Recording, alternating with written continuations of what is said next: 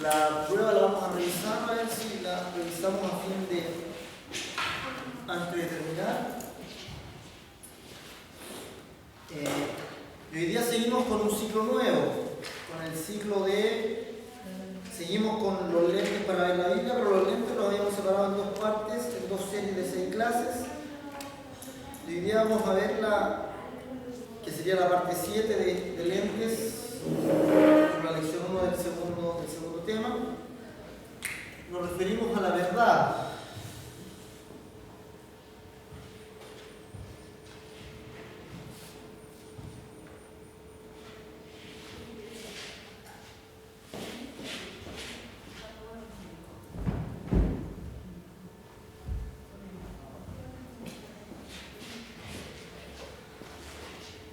Vamos a ver hoy día la verdad como un lente para ver la Biblia. O sea, cuando hablamos de lente nos estamos refiriendo a una herramienta para ver toda la Biblia, un enfoque para ver toda la Biblia, desde el Génesis al Apocalipsis.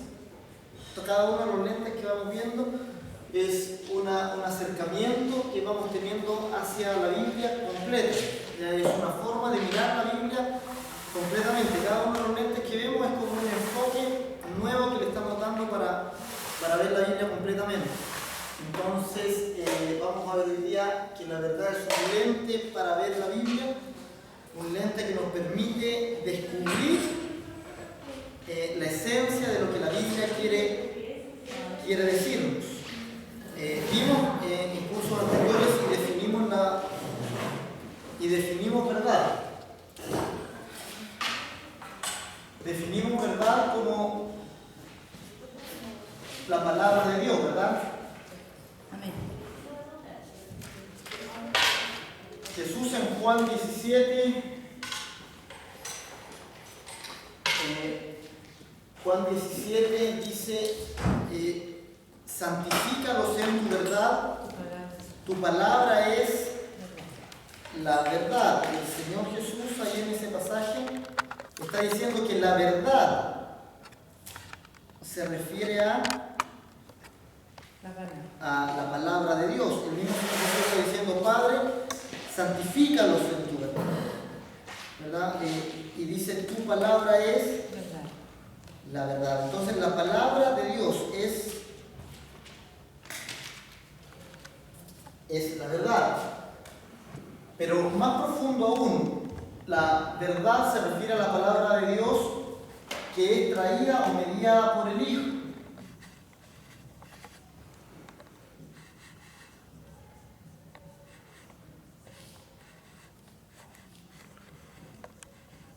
Juan 1:17 dice que la ley por medio de Moisés fue dada, pero la gracia y la verdad vinieron por medio de Jesucristo. Entonces, la palabra de Dios, podemos decir a grandes rasgos, se compone por la ley, que dice Juan 1:17 fue dada por medio de Moisés, y por la verdad, que fue dada por Cristo. Entonces, la verdad es algo específico, ¿ya? Es la palabra que Jesús vino a dar, que es diferente de la palabra de la ley. La ley y la verdad son cosas distintas, son leyes distintas, actúan distintos, y el que recibe la ley y el que recibe la verdad también, el resultado es muy distinto uno de otro. La ley es una verdad que trae opresión, la ley es una verdad que trae juicio. La ley trae como resultado el juicio de Dios. La escritura de la Biblia dice que la ley vino para que toda boca se cierre y todo el mundo quede bajo el juicio de Dios. Entonces la ley es principalmente para el juicio, para condenar a la carne, para condenar el pecado a causa de las transgresiones. Dice Gálatas 3:19, dice, ¿para qué sirve la ley? La ley fue añadida a causa de las transgresiones, hasta que viniese la simiente a quien fue hecha la promesa, o sea, hasta que viniese Jesús con la verdad. La verdad trae libertad de este juicio. Por eso la verdad trae libertad del juicio de la ley. La verdad, dice ustedes serán verdaderamente mis discípulos y conocerán la verdad y la verdad los hará libres, dice el Evangelio de Juan. Entonces la ley y la verdad son como palabras contrapuestas. Una palabra de Dios condena al hombre, mata al hombre. El apóstol Pablo dijo que la ley, aunque era palabra de Dios, me mató, ¿cierto? Me causó la muerte, causó en mí la muerte. Y el otro brazo, la otra palabra de Dios es la verdad, pero la verdad que libera. Entonces Dios obra juntamente con la ley y con la verdad, con el Evangelio, para juzgar y para liberar al hombre. Por eso nosotros somos libres por medio de la verdad, que es distinto a la palabra de la ley. Hasta ahí nosotros entendíamos la verdad por los cursos que habíamos tenido hasta ahora. Hasta ahí habíamos avanzado en lo que era la verdad. Habíamos dicho también que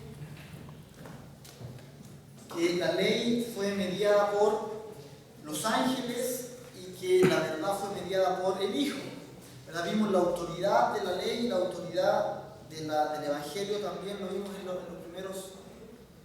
las primeras clases de este año. Pero hoy día vamos a ver la verdad también como un instrumento para ver la Biblia. Nosotros dijimos que la Biblia era como el Antiguo Testamento, era como un túnel. Era como... ¿Se recuerdan de esto? Era como un túnel que Jesús pasaba por dentro.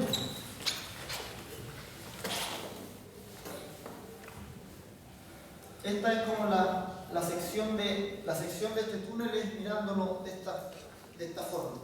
Entonces la Biblia no es como cualquier libro. La Biblia dice algo superficialmente. La Biblia trae historias, se compone de muchas historias diversas, de distintos personajes, de distintos hombres, historias de reyes, historias de campesinos, historias de profetas, muchas clases de historias. Se compone de poesías, de salmos, de proverbios, de sabios. Se compone también de profecías. Y todo esto está en la superficie de la lectura. Cuando nosotros vamos a leer la Biblia, eso es lo que encontramos a primera vista. Encontramos las historias, ¿verdad?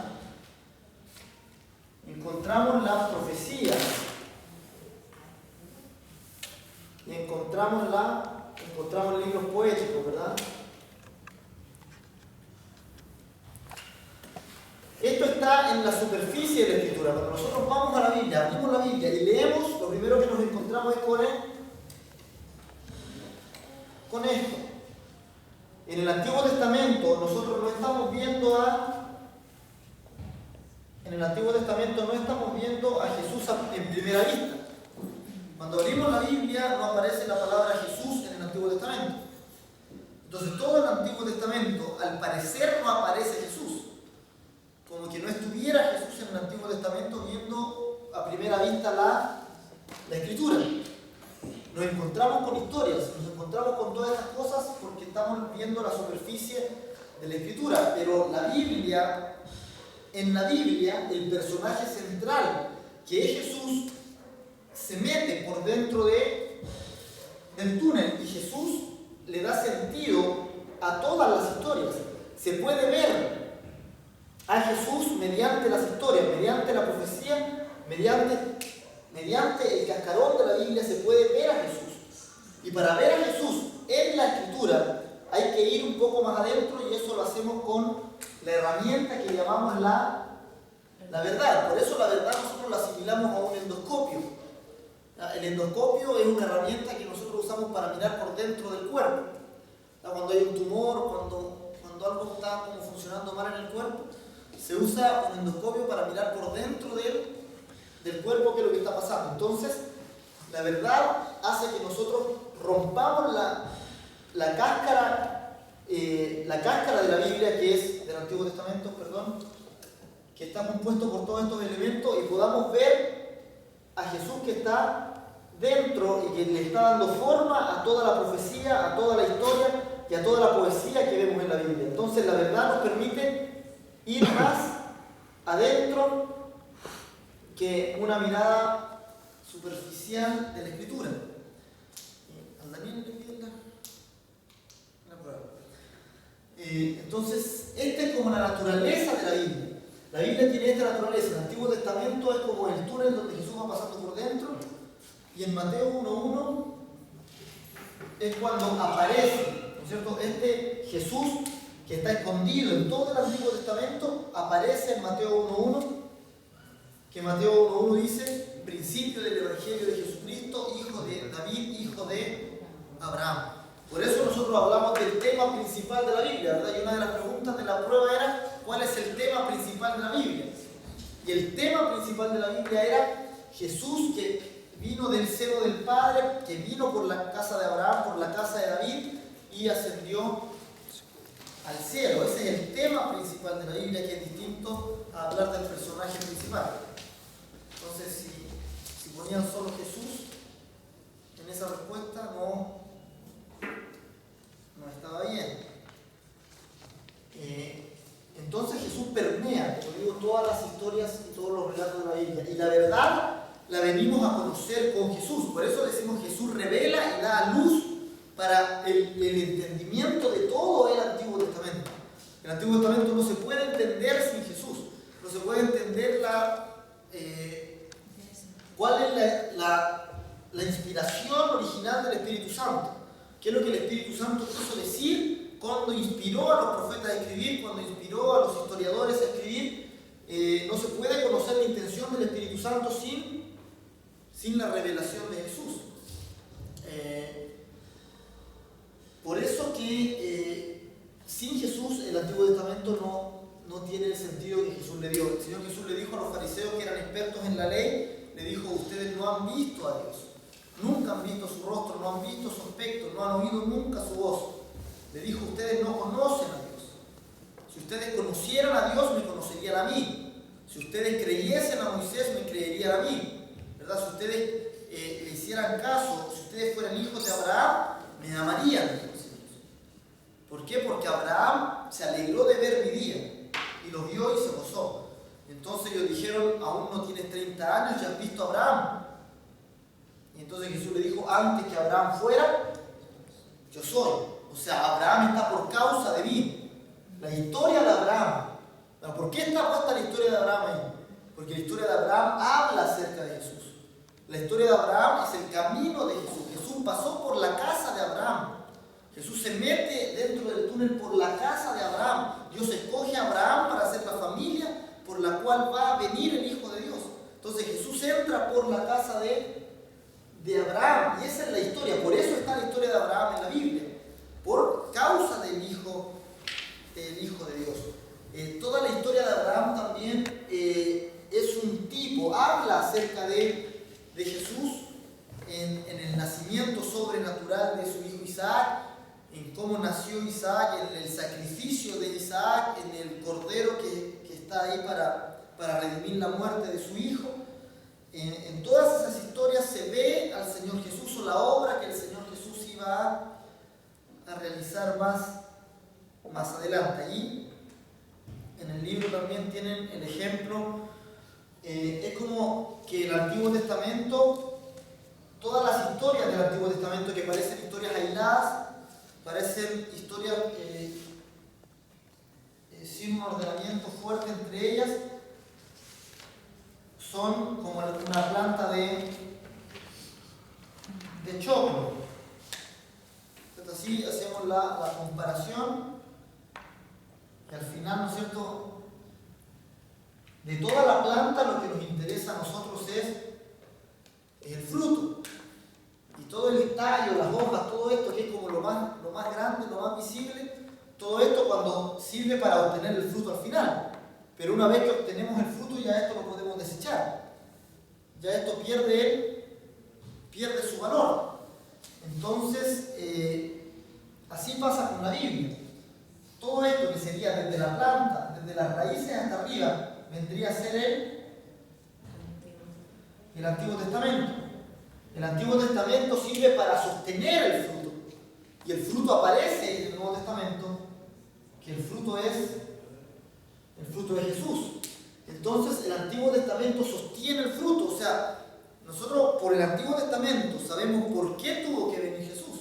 Vemos la degradación del hombre, vemos el pecado del hombre y vemos todo el desarrollo de cómo desde la creación se viene preparando el camino para la venida de Jesús. Entonces el Antiguo Testamento, desde Génesis hasta Malaquías, es la preparación de la venida de Jesús. ¿Ya? Y nosotros el Antiguo Testamento es más grande que el Nuevo. Entonces son 39 libros contra 27.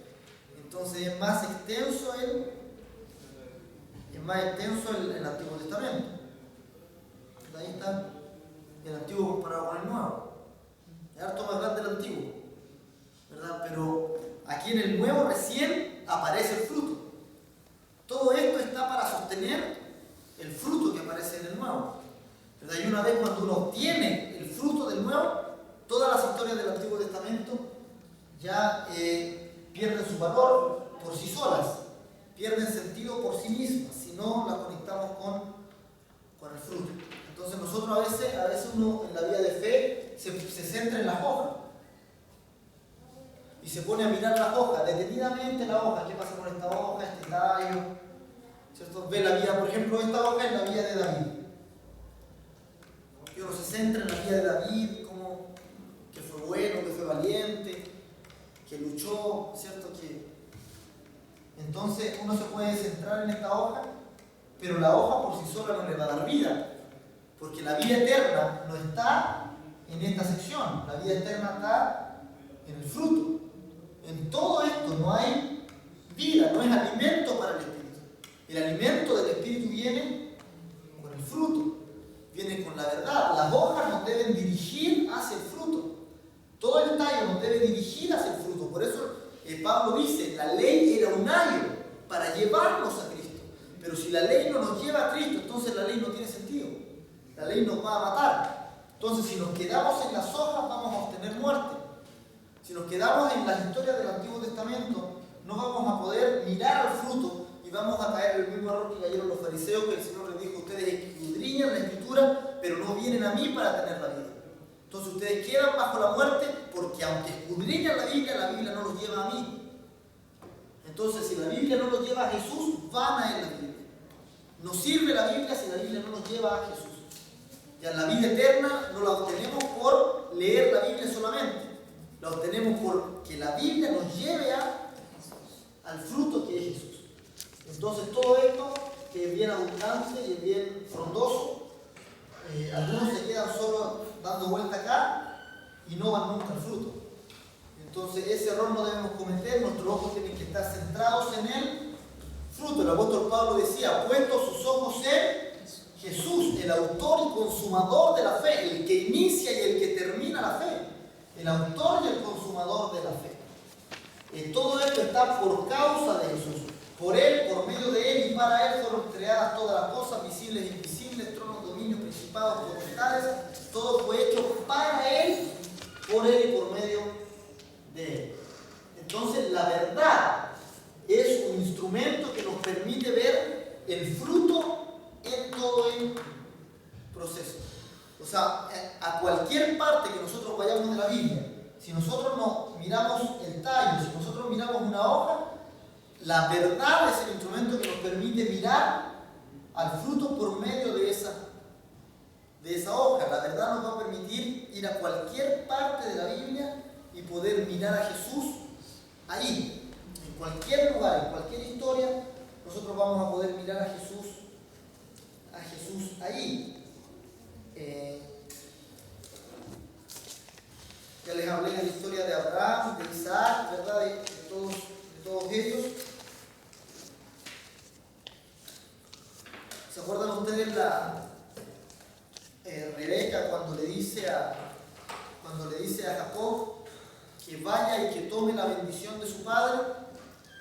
Y Jacob no se atreve porque la bendición se le quiere dar a Esaú. Y Jacob dice, pero es que cuando mi padre se dé cuenta que yo no soy Esaú, me va a maldecir. Y la mamá le dice que tu maldición caiga sobre mí. Entonces nosotros ahí naturalmente vemos solo esa historia, vemos una mamá que ella se le está jugando por la fe que ella tiene. A Rebeca ya le habían dicho, Dios le había dicho que el menor iba a servir, que el mayor iba a servir al menor. Entonces ella sabía que la bendición era para su hijo, para Jacob, y no para Esaú. Entonces ella sabía por Dios que eso tenía que ser así, pero Abraham no lo estaba viendo. Isaac no lo estaba viendo. Isaac estaba cegado por el amor a su padre, a su hijo primogénito. Esaú que era más musculoso. Entonces, como estaba cegado, ella quería forzar la situación de esa forma, ¿verdad? Pero si vemos esa misma historia y nos ponemos los lentes de la verdad, vemos a una persona diciéndole a otra, tu maldición sea cargada sobre mí. Entonces eso nos lleva a Jesús, todo eso nos habla de Jesús, aún la mínima historia nos habla de Jesús, que Jesús cargó nuestra propia maldición, nuestra propia culpa. Todas las historias nos llevan a Jesús. ¿Se acuerdan acordándome del tiempo de los patriarcas solamente? ¿Verdad? Cuando también Abraham busca una esposa para Isaac, ¿se recuerdan? Cuando van a buscar recién a Rebeca, también Abraham manda a su criado para que vayan y busquen una mujer para su hijo que está en el campo, y el siervo va, el siervo se adelanta, ¿no es cierto? Podemos decir que está el padre, que es Abraham, está el hijo, y el padre manda al siervo que se adelanta al hijo y va a buscar una esposa, ¿cierto? Va a buscar a una esposa para su hijo. Y el siervo, entonces el padre primero toma al siervo y toma al siervo para buscar una esposa para su hijo. Y entonces el siervo viene, los siervos en este caso representan los ángeles. Y los ángeles vienen y preparan una esposa para su hijo, que en este caso es Israel. Y preparan esa esposa, la preparan. ¿Se acuerdan ustedes que el siervo le puso joyas, la preparó, la embelleció y la preparó para el encuentro con su hijo? Y la trae a su hijo, la presenta a su hijo, de la misma forma en que los ángeles ya tenían preparado a Israel y lo presentaron a Jesús. Y Jesús vino y se presentó con Israel, se unieron los dos. Pero ¿qué pasó? Que esta unión no tuvo fruto, porque la mujer era estéril. Entonces de la misma forma también se juntaron, pero esa unión no dio fruto, porque Israel no estaba preparado para recibir a Jesús. Entonces toda la historia del Antiguo Testamento refleja la obra de Cristo. Nosotros sin los lentes de la verdad vemos una historia, ¿no? Ya vemos una historia de cómo se busca la esposa para un hijo, de cómo se envía, de la historia del siervo, de la historia de Rebeca, de cómo se juntan los dos. Es una historia, ¿no? Nosotros nos podemos quedar en el romanticismo de la historia sin tener los lentes de la verdad. Pero cuando nos ponemos los lentes de la verdad, la historia cambia el sentido. La historia cambia el sentido, ¿por qué? Porque ya no nos quedamos aquí. Cuando vemos la historia estamos llegando ahí, ¿no? Estamos viendo la carcasa de la Biblia, pero no vemos más profundo. Los lentes de la verdad nos dejan ir hacia adentro, hasta ver a Jesús a través de la historia. Entonces, cuando vemos a Jesús a través de la historia, podemos decir, nos pusimos los lentes de la verdad. Y esos son los lentes que hay que tener para mirar la Biblia. De ahora en adelante, cada historia que leamos, tenemos que verlo con los lentes de la verdad. Todas las historias. Hay algunas que están escritas en el Nuevo Testamento y otras que no. Estas que yo le acabo de contar aquí rápido no se encuentran en el Nuevo Testamento. Pero hay otras que sí. ¿No es cierto? El apóstol Pablo habló, por ejemplo, de Sara y Agar. ¿Se acuerdan? Y dijo, y Sara y Agar son dos mujeres. Ustedes lo ven como una historia nomás.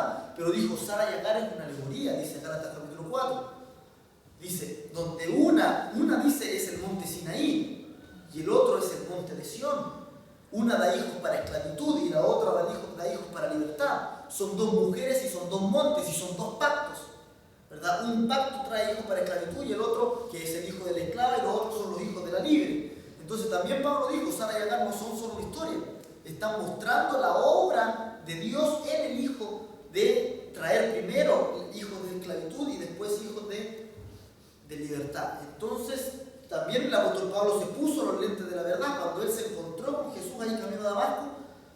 él encontró esos lentes y él pudo ver a Jesús en todo el Antiguo Testamento y pasó en un momento de perseguir a los cristianos porque decía él que eran blasfemos a defender a Jesús. Y él dice que después defendía y demostraba por la Escritura que Jesús era el Cristo. Entonces los lentes de la verdad fueron los lentes de todos los apóstoles del Nuevo Testamento. Ellos leyeron e interpretaron la Biblia con estos lentes, con los lentes de la verdad, y vieron a Jesús en cada una de las historias de la Biblia, en cada uno de los salmos vieron a Jesús. Por ejemplo, nosotros a veces a las que están embarazadas, nosotros se le dedican ciertos salmos, nosotros se le dice, mi embrión vieron tus ojos, y en tu libro estaban escritas todas las cosas que luego en mí habrían de formarse. Entonces nosotros lo tomamos como que hablaran de nosotros, ¿cierto? Como que fuera solamente poesía. Si fuera solamente poesía, está bien, nos conmovemos, decimos, oh, mi embrión vieron tus ojos, y en tu libro estaban escritas todas las cosas. Pero está hablando de mí ese salmo. ¿Vieron mi embrión, vieron los ojos de Dios? Están hablando de Jesús, del nacimiento de Jesús. El nacimiento de Jesús no fue, el embrión lo puso el Espíritu Santo. No fue obra de hombre. Por eso dice, mi embrión vieron tus ojos. Y por eso dice, en tu libro. ¿En cuál libro? En tu libro. En este. En tu libro estaban escritas todas las cosas que después habrían de acontecerme. No está hablando de cualquier hombre. No está hablando de todos los hombres. Está hablando de Jesús. Todos los salmos hablan de Jesús. Solo de Él. Los salmos son las oraciones de Jesús. Jesús dijo algunas, ¿verdad? Cuando dijo, tengo sed en la cruz. Cuando dijo, Elí, Elí, lama sabactani, también citando el Antiguo Testamento. Se estaban cumpliendo todas las palabras del Antiguo Testamento en ese momento. Cada palabra que dijo Jesús se estaba cumpliendo la ley, se estaban cumpliendo, todo el Antiguo Testamento estaba tomando la forma. Entonces es muy importante tener estos lentes, ya, porque sin estos lentes la Biblia se nos vuelve hasta fome de leer, ya, porque son historias que pierden el sentido. Pero cuando logremos instalar estos lentes, que no son fáciles de instalar, por eso hay que ponerle ganas, hay que ponerle empeño, oración, hay que ponerle que practicar, ¿ya? Y cuando nos ponemos estas lentes, la Biblia se vuelve muy fascinante. La Biblia se vuelve una historia fascinante, porque estamos leyendo del Hijo de Dios. Entonces estamos leyendo de Él. Me voy al Levítico, que algunos ni se saltan al Levítico porque dicen este libro de reforma. ¿Qué tengo que ver yo con las ofrendas? ¿Qué me importa a mí las leyes sobre la ofrenda de holocausto, de oblación, si esas cosas ya no se hacen ya? Entonces, si no se hacen, ¿para qué quiero saber cómo? ¿Para qué nos sirve el Levítico? Saquemos el Levítico. El Levítico era las instrucciones para la tribu de Leví, para la tribu sacerdotal que tenía que servir allá. Entonces, ¿para qué nos sirve ahora? Para conocer un poco de historia de eso. Vamos a conocer un poco de historia. Entonces, así es reforma. Eso no vitaliza, eso no me da vida al espíritu. Pero si me pongo los lentes de la verdad, empiezo a revisar, empiezo a leer Levítico y empiezo por el primer capítulo, y el primer capítulo del Levítico, por ejemplo, empieza a hablar de los holocaustos, de la ofrenda voluntaria, ya, de la ofrenda voluntaria, de alguien que ofrece voluntariamente algo, y la ley es que se tiene que quemar completo en el altar, y que tiene que ser una ofrenda totalmente quemada. Entonces, eso me está hablando de que hay uno que se ofreció totalmente, se ofreció a consumirse totalmente en la voluntad de otro. Está hablando del Hijo de Dios. Está hablando del Hijo de Dios que se ofreció al Padre, que ofreció su ser al Padre completamente, como alguien que se deja sin reserva. Luego se salta del holocausto, se salta a la oblación, que la oblación era harina con aceite y un poco de incienso, ¿verdad? Y eso también nosotros podemos verlo como que fuera, pero eso todo está hablando de Jesús, está hablando de antes de que incluso el cuerpo de Jesús fuera formado, ¿no es cierto?, del aceite, del Espíritu Santo, de la unción del Espíritu Santo, de la oración de Jesús, hablando del incienso, de cómo el sacerdote tomaba ese incienso, tomaba el puñado y lo tiraba al altar, ¿cierto? Nos habla de todo lo que estaba sucediendo en el cielo antes de que el Hijo del Hombre viniera y tomara cuerpo. Luego nos habla de la ofrenda del pan untado con aceite. ¿Qué es lo que es el pan untado con aceite? Es el cuerpo de Cristo con el Espíritu Santo en él, ¿verdad? El pan es el cuerpo de Jesús. El mismo Jesús dijo: esta es mi carne, ¿verdad? Y luego de la oblación, que era la harina con el aceite solamente, viene la ofrenda del pan untado con aceite, que ya es el cuerpo de Cristo presentado físicamente, el cuerpo de Cristo, que el Espíritu Santo viene sobre él, ¿verdad? Y lo cubre y obra lleno del Espíritu Santo. Y luego viene la ofrenda por la expiación.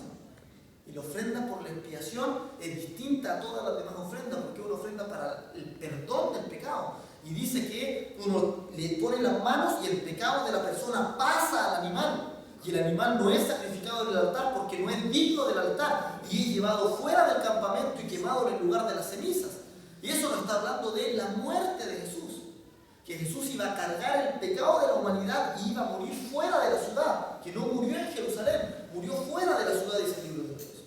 Y el libro de Hebreos dice: entonces salgamos nosotros fuera de la ciudad llevando su vituperio. Entonces, hasta el Levítico se vuelve tremendamente emocionante. Hasta un libro que puede parecer aburrido se vuelve totalmente emocionante con los lentes de la verdad, porque estamos viendo a Jesús. Vemos la realidad de Jesús, vemos profundamente a Jesús. Desde antes de su encarnación, pasando por toda su obra en el Antiguo Testamento, en las ofrendas, luego en el sacerdote, en cómo vestía el sacerdote, en el efod, en las vestiduras, en cómo es consagrado el sacerdote, luego en el tabernáculo, en la construcción del tabernáculo, en las cortinas, en los elementos del tabernáculo. Ustedes pasaron por el ramo José del tabernáculo el año pasado, ¿no? ¿Sí? Ahí veían cada elemento y cómo cada elemento representa a Cristo. Los panes de la proposición, ¿verdad? El candelero que alumbraba el lugar, el altar del incienso, la cortina que dice el libro de Hebreos que es la carne de Cristo, que se rompió para darnos acceso al lugar santísimo. Luego, pasado el altar, el propiciatorio, que era la cubierta del arca del pacto. Dentro del arca del pacto, los elementos, todo está hablando de la obra de Dios, las cubiertas, todo en el Antiguo Testamento habla acerca de Cristo. Todo va y apunta al cumplimiento de Jesús. Pero sin esos lentes, vemos historia. La Biblia se vuelve seca, se vuelve un libro para buscar información, un libro para buscar lecciones, a lo mejor lecciones de moralidad, que nos permitan a lo mejor ser mejores personas, que nos permitan ayudarnos a no mentir, a honrar a los padres, que tener una buena conciencia, a ser mejor con la sociedad, o sea, a perdonar. Que son cosas que sí trae la Escritura, ¿verdad? Pero la Escritura no es solo eso. Entonces, la verdad es un lente muy importante para ver la Biblia. Los lentes de la verdad, podríamos decir que son los lentes de ver a Jesús en la Biblia. Con los lentes de la verdad veo a Jesús. Nosotros debemos procurar ver a Jesús en la Biblia. Que todo lo que yo vea en la Biblia me lleve a conocer a Jesús. Si me lleva a otra cosa, estoy viendo mal. Si me lleva solo a un consejo, estoy viendo mal. Quizás puedo sacar buenos consejos.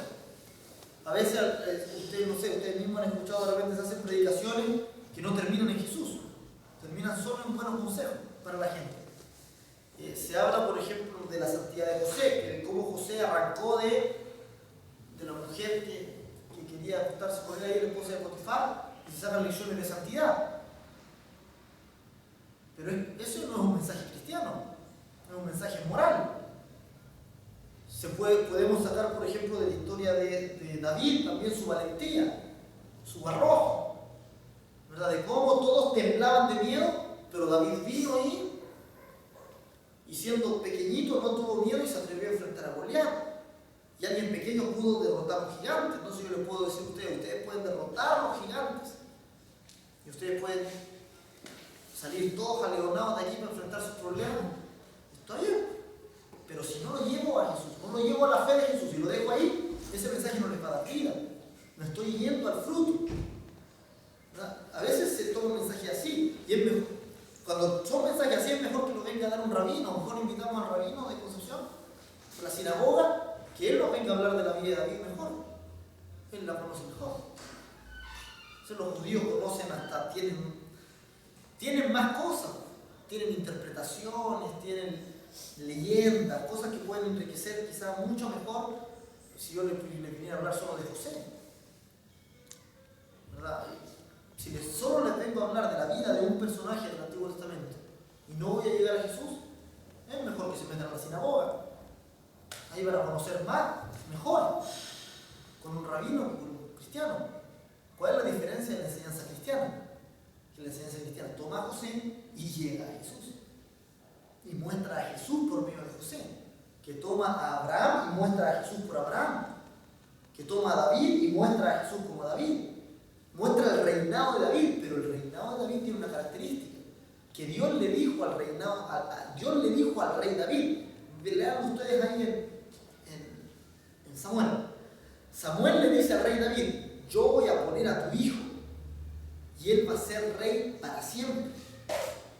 Y todos dicen: ah, Salomón. Salomón murió, no fue rey para siempre. ¿De quién está hablando? Del hijo de David. El hijo de David es Jesús. Y dice: y su reino no tendrá fin y será reino eterno. Y dice: y él será para mí hijo y yo seré para él padre. Y David juraba que estaba hablando de su hijo Salomón. No estaba hablando de él. El libro de Hebreos lo cita ese pasaje. Ahí en Hebreos 1, cuando dice, más del hijo dice, yo le seré a él padre y él será para mi hijo. Él se lo toma de ese fragmento donde Samuel le estaba diciendo a David que su hijo iba a heredar el reino. Pero no era su hijo natural, era su hijo. ¿Verdad? Igual cuando se le dice a Abraham: en tu simiente serán benditas todas las familias de la tierra. Pablo también dice, no dice las simientes como si fueran muchas, sino dice la simiente. ¿De quién está hablando? De Jesús. La simiente de Abraham es Cristo. En esa simiente serían benditas todas las familias de la tierra. Entonces, el creyente, el cristiano, tiene esa diferencia. Toma cualquier personaje del Antiguo Testamento y agarra ese personaje y apunta a Jesús. Y termina en Jesús, y ahí termina la enseñanza. Y ahí se hace la enseñanza sólida, ahí se hace la enseñanza espiritual. En Jesús. Eso es lo fantástico de la Biblia. Entonces es importante tener estos lentes, ¿ya? Luchemos por ponernos estos lentes, ¿ya? Y nuestra enseñanza va a ser distinta, nuestra manera de mirar la Biblia va a ser distinta. Ya vamos a recibir una inspiración que nunca antes habíamos pensado recibir al leer la Biblia, ya viendo a Jesús de página a página, en cada rey, en cada juez, ¿verdad? En toda la Escritura. No estoy pensando en los jueces ahora, ustedes se acuerdan de Sansón, ¿verdad? Y Sansón no es como un buen ejemplo como para sacar, porque era bien desobediente, ¿cierto? Se ponía a jugar a la adivinanza, y andaba comiendo la piel del león, jugando ahí con que sí, con que no, con que si me hacen esto se me va la fuerza, etcétera. Pero ¿cómo muere Sansón? Sansón muere, ¿no es cierto? O sea, dice que él está encadenado en un estadio y hay dos columnas, una a cada lado de él, y él hace la última oración a Dios y le dice: Dios, devuelve la fuerza solo por un momento. Y en su muerte, dice Sansón, toma las dos columnas, una con cada mano, y las tira abajo, ¿verdad? Y con su muerte mata a todos sus enemigos. ¿De quién nos está hablando eso de nuevo? O sea, la parte que vamos nos llega a Jesús, ¿verdad? Sansón es el Hijo de Dios crucificado, matando con su muerte a todos sus enemigos, ¿verdad? A todos los que tomemos nos van a llevar a Jesús. Por eso los lentes de la verdad es los lentes de ver a Jesús en toda la Escritura, en todo. Ya hay varios ejemplos más que podemos dar, pero se los dejo a ustedes. Descubran a Jesús en la Biblia, descubran a Jesús, vean, y la Biblia se les va a volver alucinante. La verdad también es una ley. la verdad se ve en la Escritura como una ley. Entonces, en la Biblia tendríamos lo que es la ley de Moisés y lo que es la ley de Cristo, que es la verdad. Si vamos a Romanos capítulo 1, ahí nos habla el apóstol Pablo precisamente de dos leyes, de la ley de Moisés y de la ley de la verdad.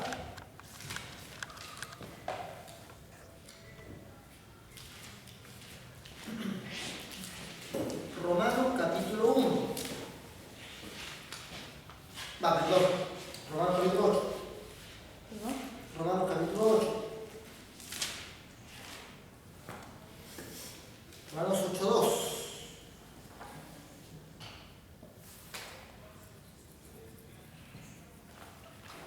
Y Romanos 8:2 dice: porque la ley del Espíritu de vida en Cristo Jesús me ha librado de la ley del pecado y de la muerte. El 3 dice: porque lo que era imposible para la ley, por cuanto era débil por la carne, Dios enviando a su Hijo en semejanza de carne de pecado, y a causa del pecado, condenó al pecado en la carne. Entonces aquí nos habla de dos leyes. Nos dice: porque la ley del Espíritu de vida en Cristo Jesús me ha librado de la ley del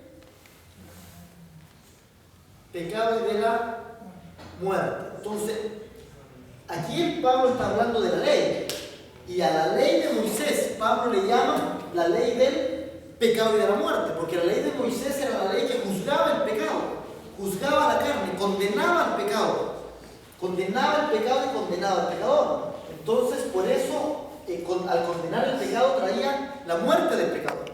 Por eso le dice la ley del pecado y de la muerte. Pero ¿qué está diciendo Pablo acá? La ley del Espíritu de vida en Cristo Jesús. Me ha librado de la ley del pecado y de la muerte. Entonces, la ley, la verdad, es una ley superior que viene para ponerse sobre la ley. ¿Ya? La ley y la verdad, nosotros ya habíamos hecho este paralelo antes. ¿Ya? Las dos obran el poder de Dios. Pero la ley es el poder de Dios la ley es el poder de Dios para recordar el pecado. Ya, la ley de Dios recuerda el pecado. Es el poder de Dios para recordar el pecado. La verdad es el poder de Dios para olvidar el pecado. Entonces, cuando alguien recibe la verdad, Dios se olvida del pecado. Quiere decir que la ley deja de funcionar. La verdad está sobre la ley. ¿Por qué? Porque la ley fue enviada por los ángeles, la verdad fue enviada por el Hijo. Entonces el Hijo viene para poner una ley superior a la ley que había sido dada por Moisés. La ley que vino por Moisés traía condenación, condenaba a la humanidad. Pero vino Jesús con una ley más grande, con una ley superior a la ley de Moisés, para liberar, para traer liberación a los que estaban cautivos por la ley anterior. Entonces los que están bajo la ley, dice Pablo habla de los que están bajo la ley y los que están bajo la gracia. Y dice, los que están bajo la ley son los que tienen la ley presente siempre. Entonces viven en condenación, viven en constante recuerdo de sus pecados. Constantemente están trayendo a memoria sus pecados y constantemente viven en un mundo de pecado, viven en un mundo de regulación de la carne. Pero ¿qué es lo que está diciendo Pablo? Vino una nueva ley. Y esta ley se llama la ley del Espíritu de vida en Cristo Jesús. Y esa ley que me dice que Dios olvida mi pecado, que Dios perdona mi pecado. Entonces es una ley que se sobrepone a la otra. Entonces es olvidar el pecado, es perdonar el pecado. Entonces el que vive bajo la verdad no está ya ni siquiera pendiente del pecado, porque el pecado ya es algo que se vino a extinguir, que se vino a condenar. Es la misma carne. La ley habla de los límites naturales, pero la verdad es una ley superior que trasciende incluso los límites naturales del ser humano. O sea, la ley de la verdad es una ley que no tiene límites. Es una ley que nos puede llevar a trascender nuestra propia limitación física. Y Jesús obró por esa ley y es una ley ilimitada. Es una ley donde Dios actúa por medio nuestro. Es una ley que nos trae la liberación. Entonces, esta es la verdad. Entonces tenemos que distinguir la verdad en la Biblia, tenemos que amar la verdad. Fíjense que se ocupa una expresión, dice a los que obedecen a la verdad. Entonces la verdad es una ley que hay que obedecer. La verdad se obedece, pero la verdad, ¿qué es lo que dice? Tú estás libre de pecado. Y aunque parezca raro, a muchas personas les cuesta obedecer eso. Les cuesta obedecer que están libres de pecado. Les cuesta obedecer que son perdonados de sus pecados. No pueden sentirse perdonados porque no obedecen la verdad. Pero el que obedece la verdad, ¿no es cierto?, cae rendido delante del Señor por la gracia que recibe. Porque es una gracia tan abrumante que perdona hasta el más terrible pecador en un momento, que cambia del infierno al cielo a cualquier persona en un segundo. Entonces, cuando fijemos la verdad en nuestras mentes, en nuestro corazón, ya no va a haber lugar al pecado. Mientras la verdad brille, ni siquiera vamos a tener en cuenta el pecado. Lo vamos a querer tener lejos y ni siquiera va a ser un problema para nosotros. ¿Ya? ¿Por qué? Porque tenemos la verdad brillando, la gracia sobreabundante en nosotros. Entonces, mientras eso nos mantenga, mientras brille, eso, Pablo dice, es la gloria de Cristo. ¿Ya? Es la gloria de Dios. Entonces, nosotros, amados, deslumbrémonos con esta gloria. Deslumbrémonos con la gracia de Dios, con la verdad, tengámosla siempre presente acá y leamos la Biblia con ese herramienta. Usemos la Biblia, este es un lente para ver toda la Biblia, es un lente muy importante que no podemos dejar de lado. Tengamos ese lente presente y obedezcamos a la verdad. Seamos obedientes a la verdad sea la que nos guíe, por la que nosotros fuimos rescatados. Gocémonos en la verdad trae alegría, la verdad trae gozo, la verdad no trae otra emoción que esa. Ya la ley trae tristeza, la ley trae amargura, porque trae condenación, pero la verdad lo único que produce es gozo y gratitud. Por eso Pablo dice, esto es el fruto del Espíritu. Amor, gozo, paz, paciencia, unidad, bondad, fe, mansedumbre, templanza. Esto es lo que produce el efecto de la verdad de las personas. Vamos a orar.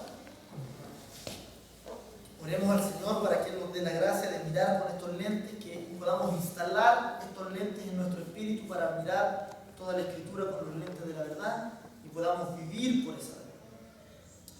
Oremos. Padre, en el nombre de Jesús de Nazaret, te damos gracias.